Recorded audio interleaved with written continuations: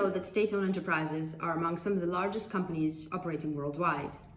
And the perception often is that this is limited to Chinese companies. And indeed, we've seen in the last few weeks, there's been a lot of attention around the delisting of 3 Chinese telecoms from the New York Stock Exchange, which were finally pressured to do so by the US Treasury. But state-owned enterprises are not really limited to China.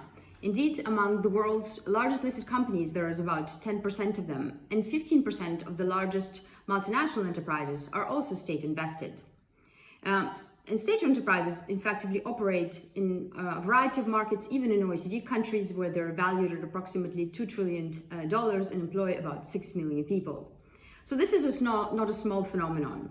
And we think in the next few years, the importance of state ownership, be they partially state-invested companies or fully state-invested companies, will increase as a result of several trends, one of which is the investment or the rescue by governments of state-owned enterprises, notably in the airline sector, as well as the rescue and investment by governments in private companies or previously privately held companies. But also we know that there has been this year an increase of investment by sovereign wealth funds, in particular from resource-rich economies, into other countries on the back of cheap valuations. So we think that state ownership is really a phenomenon that is here with us to stay.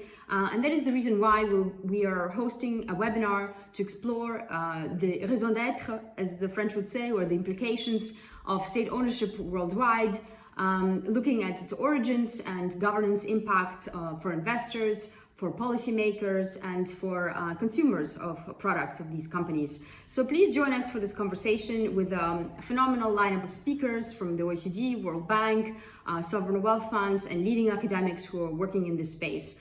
We will be hosting this discussion, and I will have the pleasure of moderating it on February 1st at 3 p.m. Central Eastern Time. To register, please do register on our website at www.govern.center/webinar, and we will be delighted to host you for this fascinating conversation.